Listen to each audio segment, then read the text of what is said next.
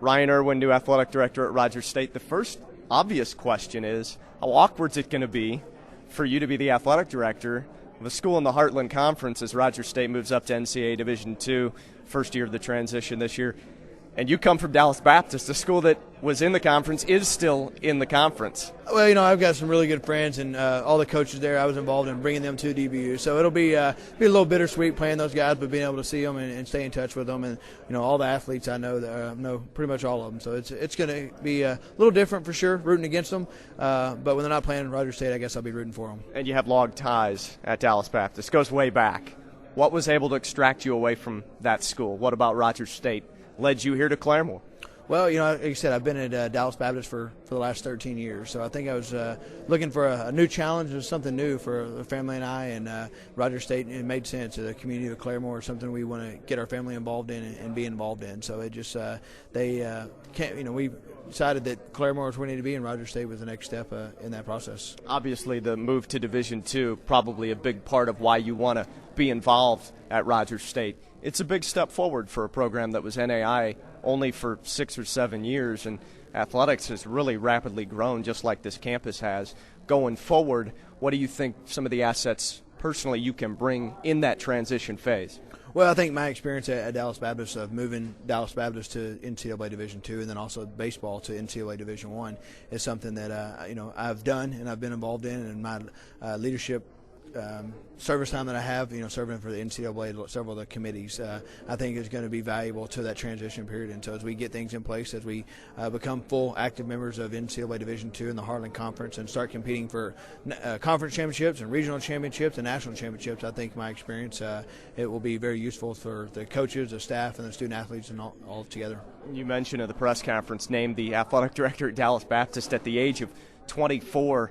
I was still green in my professional career at 24 and couldn't imagine being in charge of really anything at that point. But how did that work out for you? Obviously, you had went to Dallas Baptist as a student athlete and then transitioned into a lot of different roles at DBU.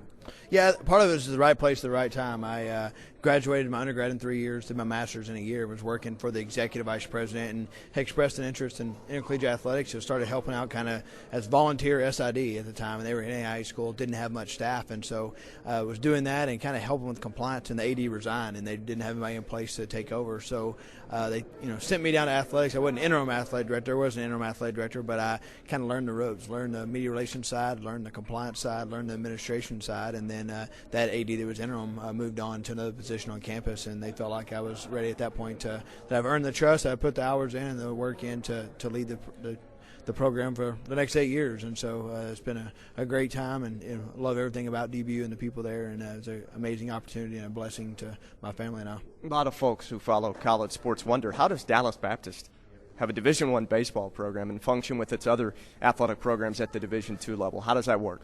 Well, the NCAA has a rule that you can have. Well, actually, it doesn't have that rule anymore. But at that time, they had a rule where you could have one sport, one male, one female, but you didn't have to do both. You could do one at the Division I level, be a multi-divisional sport. And so you see that from time to time in the Northeast, kind of with lacrosse or hockey, where they're a D2 school, and there's not D1 hockey, or not D2 hockey, so they play D1 hockey. And so we felt like baseball had a rich history at the NAI level and at the NCAA level, and felt like with the 12 big leaguers that we had produced, now up to 14 big leaguers that we've produced from DBU, and the 120 All-Americans and all the pro contract signees we had a rich history in baseball. Being in Texas, baseball is a unique sport where you can compete without really being in a conference. You can be an independent and have a decent schedule and be able to compete year in and year out. And so we felt like baseball was the sport we could do that with, and felt like being in Texas, it was a hotbed for recruits, and we have been very successful with that. I've been to 3 regionals in I think the last 7 years, and then to the super regional top 16 in the country in 2011. What really sold you about Rogers State's athletic department? I think the leadership is something that was really exciting. The leadership from the top, Dr. Reich, Dr. Valtaro, and their whole staff was able to portray their vision for RSU athletics, and it aligned, like Dr. Reich said today, it aligned with what I see intercollegiate athletics able to do. Sure, winning's great, but you want to do it the right way, but it's other things that you can do with the student athletes, with the coaches, in the classroom, in the community that pays the dividends and really makes the job worthwhile. And so they're seeing their vision for that, what they're wanting from an athletic director and what their student athletes to do is something that is definitely what I was interested in, and it was a perfect fit. You have a young family. How much did it take to convince them to make the move from Texas to Oklahoma? You're a native Texan.